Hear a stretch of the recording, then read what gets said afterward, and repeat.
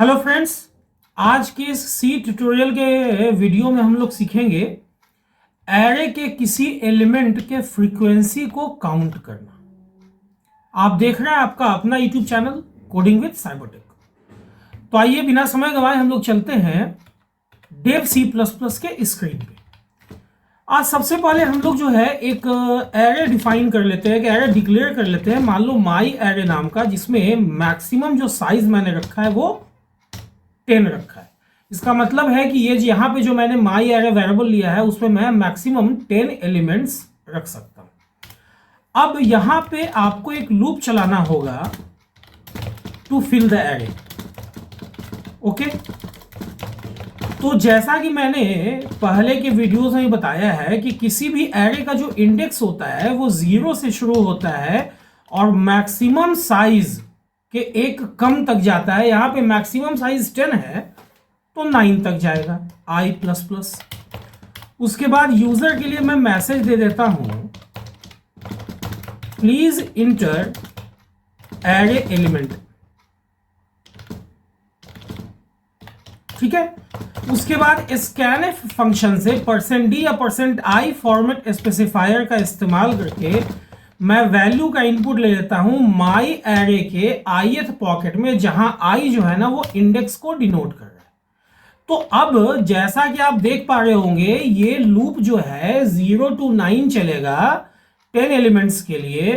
तो 10 बार ये यूजर से इनपुट लेगा। पहला इनपुट ये माई एरे के 0 पॉकेट में रखेगा, अगला इनपुट माई एरे के 1 में, और इस तरह से करते हुए माई एरे के 9 पॉकेट तक ये इनपुट ले लेगा। हम लोग इसको समझते हैं। मैंने यहाँ पे माई एरे 10 ऐसे एक रफली एक डिजाइन कर रखा है। अब सपोज कि जब i का वैल्यू, इंडेक्स का वैल्यू जब 0 होता है तो मैं डालता हूं 10, तो ये जो 10 है ये चला जाएगा आपका माई एरे के 0 पॉकेट में। फिर मैं 20 डालता हूं, फिर मैं 5 डालता हूं, अगेन मैं 10 डालता हूं, फिर मैं यहां मान लो 7 डाल देता हूं, फिर 5 डाल देता हूं, फिर 9 डाल देता हूं, फिर 3, फिर 10 और उसके बाद मान लो 7।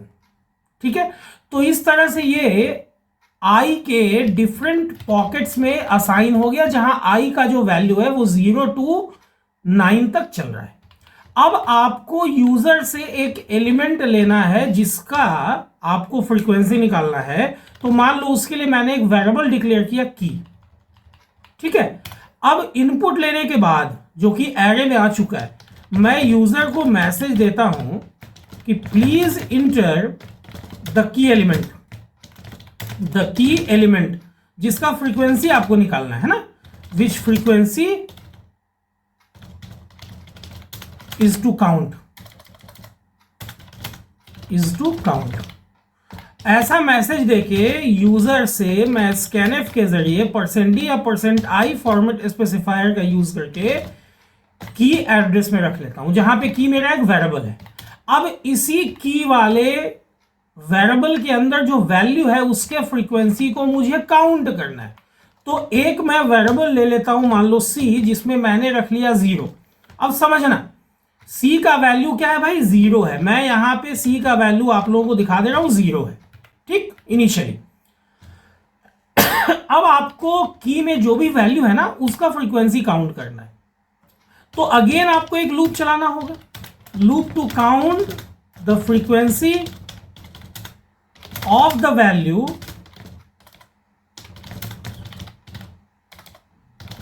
stored in the variable, stored in the variable key, है ना।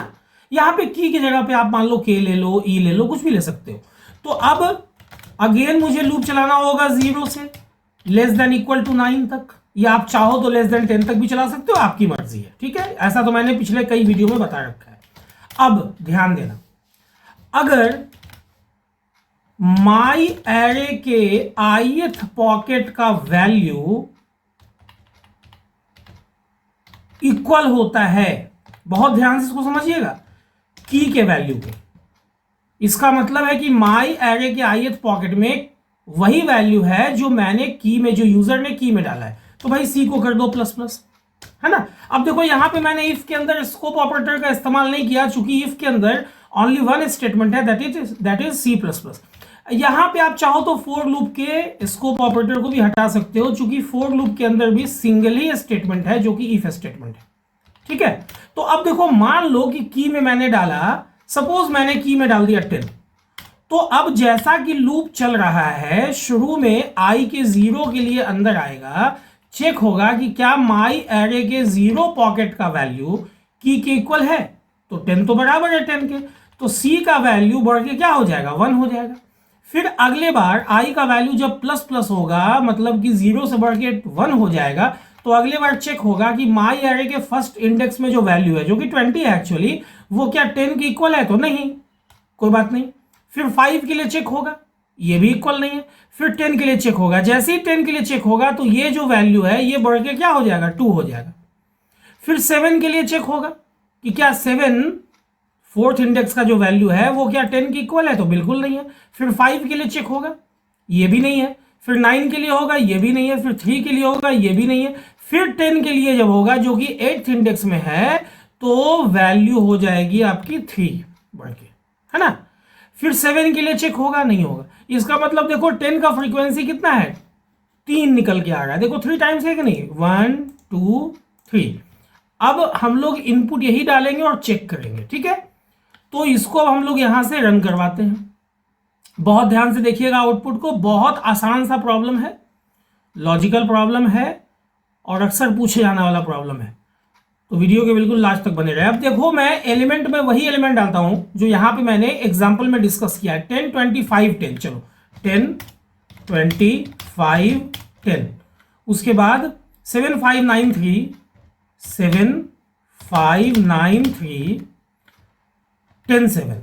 चलो अगले बार 10 एंड 7। अब देखो यहां फिर आपसे मांग रहा है please enter the key element which frequency is to count. चलो मुझे 10 का काउंट करना है। देखो इसने क्या दिया, अब यहां पे मैंने प्रिंट नहीं करा, यहां पे 3 आना चाहिए, काउंट तो हो गया है, लेकिन यहां बाहर आने के बाद आपको प्रिंट करना होगा frequency of %d is %d। किसका फ्रीक्वेंसी आप निकाल रहे हो भाई, तो की का फ्रीक्वेंसी निकाल रहे हो। कहां निकल के आ रहा है, तो सी में आ रहा है। अब इसको एक बार आप फिर से एग्जीक्यूट करा लो, है ना, मैंने प्रिंट नहीं किया था, काउंट तो हो ही गया था। अब देखो अगेन हम लोग थोड़ा सा देख के यहां से वैल्यू इनपुट करते हैं, 10 25 10 10 25 10 7 5 9 3 7 5 9 3, ओके 10 7 10 एंड 7। और आपको किसका फ्रीक्वेंसी निकालना है भाई, तो 10 का निकालना है। देखो 10 का फ्रीक्वेंसी क्या है, फ्रीक्वेंसी ऑफ 10 इज 3। तो ऐसे आप चाहो तो फिर दूसरे एलिमेंट के लिए भी चेक कर सकते हो। तो ये बहुत आसान सा कॉन्सेप्ट था। उम्मीद करता हूं अब आप लोग भी बहुत आराम से सी लैंग्वेज के अंदर कोड लिख पाओगे to write a program to count frequency of any element where elements are stored in array. उम्मीद करता हूं ये वीडियो आप लोगों को अच्छी लगी होगी, पसंद आई होगी, नॉलेजेबल लगी होगी। अगर वीडियो आप लोगों को अच्छी लगी हो तो वीडियो को लाइक और शेयर करना ना भूलें। चैनल पे नए आए हैं या चैनल के वीडियोस को देख रहे हैं लेकिन फिर भी चैनल को सब्सक्राइब नहीं किया है, तो चैनल को सब्सक्राइब कर दे और बेल बटन को हिट करना ना भूलें, ताकि जो भी वीडियो मैं अपलोड करूं उसका नोटिफिकेशन आप लोगों से मिस ना हो, ताकि वीडियो मिस ना हो। वीडियो के अंत तक बने रहने के लिए आप लोगों का बहुत बहुत धन्यवाद, शुक्रिया, थैंक्स अ लॉट।